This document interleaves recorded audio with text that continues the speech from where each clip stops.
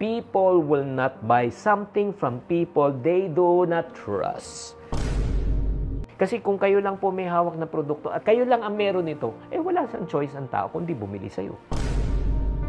Videos that will make you wealthy and debt-free. Mahina ba ang benta mo? Kahit anong post mo, wala pa rin nangyayari. Hep, hep, hep. Let me help you solve this problem. If you're interested, you got to watch this episode. Hi there, this is Chinkitan, your pambansang wealth coach. Maraming salamat sa pag-tune in sa channel na ito, yung channel ng mga imponaryo at mga paunlad. Alam mo, to effectively solve a problem, na kailangan po natin malaman ang ugat ng problema. Ganun din, bakit ba ako nahihirapan magbenta online? Bakit walang nakiklik, walang umo-order, walang nangyayari? Ay alam mo, may mga issues yan. Kaya nga, pag hindi mo naintindihan yung mga issue na yan, yung mga root problem yan, at ginagawa mo lang band-aid, alam nyo mangyayari yan, hindi maayos yan. Kaya nga, aalamin po natin kung ano ba ang dahilan, lalo na kung kayo nagbebenta ng online, kayo ay networker, direct seller, nasa real estate, insurance, kung may produkto kayong promote, wala pa rin nangyari kahit anong post mo, pakinggan mo to. So I want you to get a piece of paper and a pen and I want to help you evaluate what's the root cause. Let's start first with your target audience. Baka kulang ka talaga sa target audience, yung talagang specific ba? Alam mo, kailangan malaman mo talaga ang tinatawag naming persona eh. Sino ba talaga, anong edad? Babae ba? Lalaki? Ang tinatarget mo ba yung mga middle class, yung mga ultra rich, or yung lower middle class, or yung poor sector? Kailangan malaman mo siya. Kasi kailangan i-tailor mo lahat ng gagawin mo, yung produkto mo, pagmamarket mo, pagme-message mo, sa target market mo. Huwag mo sabihin, ay, yung produkto ko para sa lahat. Let me tell you the truth. In my 46 years of doing sales, this is what I've realized. If you sell to all, you will not sell at all. Kaya kailangan, alamin mo, baka kulang ka sa target audience. That's number one. Number two, baka ineffective ang iyong communication. Alam mo, pag nagbebenta po talaga, napakahalaga na kailangan maunawaan po ng mga client kung ano yung sinasabi mo, ano yung mensahe mo, ano yung inaalok mo, at paano mo sila matutulungan. One thing that I've learned from sales again, a confused buyer will never buy. Agree or disagree? Type in the comment section. Pag naguguluhan po yung market na tinatarget nyo po, ano ba binibenta mo? Ano ba? Ba't ang gulo-gulo mong mag-ano? Ayun, kasi nga, hindi clear ang target market. Hindi rin clear ang communication.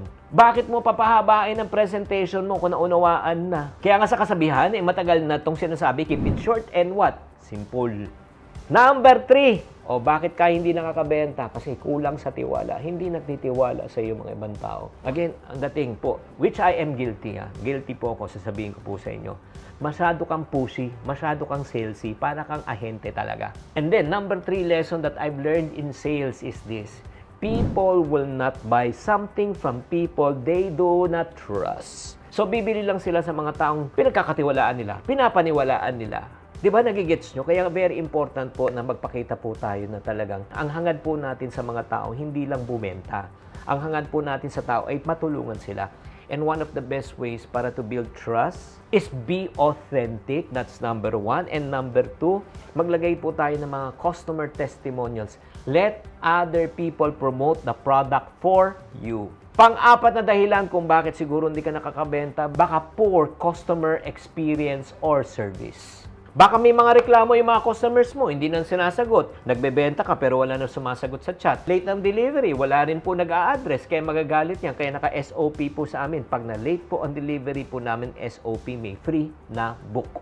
Ay grabe, naka-4 na po tayo at sana naman nandito pa kayo. Kung nandito pa kayo, pakitype nandito at meron ba kayong natututunan? Grabe, winner na winner tong session natin na ito. And I would like to say hi to Noel Labinion 1438 at kay Pinay sa Amerika 2830 at kay Felix Albores 6137. Maraming salamat sa pag-tune in. 3 more reasons kung bakit mahina ang inyong benta. Baka weak lang talaga ang iyong produkto. O yung produkto mo parang pare-pareho na lang kayo. Di ba? Walang tinatawag na USP. Ano itong USP? Unique Selling Proposition. Kasi kung kayo lang po may hawak na produkto at kayo lang ang meron nito, wala sang choice ang tao kundi bumili sa'yo. Kaya kung maghahanap po tayong produkto, kailangan po maganda. Unique, katangi-tangi, at ikaw lang ang meron. 6 na dahilan kung bakit mahina ang benta mo, baka kulang ka sa marketing. Yun. Parang nahihiya ka, mag-promote. Oo, like for example, Tinanong ka ng kaibigan mo, ano binibenta mo? Ay, secret. Kailangan po huwag tayo mahihiyang magbenta. Walang masama pag nagbebenta ka ng mga produktong magaganda at nakakatulong sa kapwa. Agree? Again, in my 46 years of selling, my friends, I will never promote something that I do not personally use and I do not personally believe. Kaya kung nag-promote po ako, alam kong makakatulong po sa inyo. At the same time, kung hindi sila bumili, okay lang. Bakit? Baka hindi po para sa kanila. And number 7. Ay, kung bakit di ka nakakabenta, baka hindi ka naman talaga magbenta. Ayun, yan ang problema.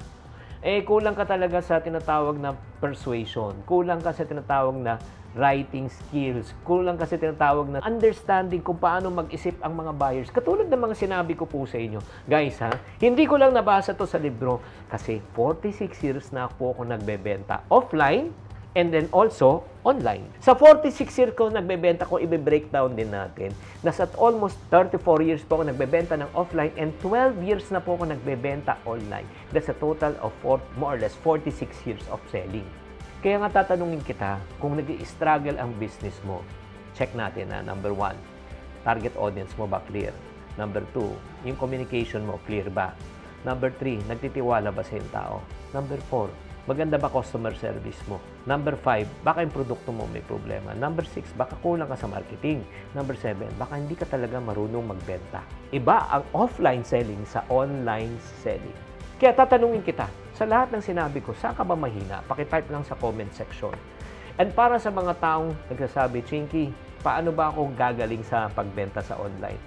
To help you on how you can sell more on online, all you need to do is just check the link. Oo. Para madagdagan pa ang inyong kaalaman kung paano kayo magbebenta online, you might want to check the Online Sellers Bootcamp. Nasa link below. Tatandaan, tamang karunungan, tamang disiplina ang susi sa pagyaman.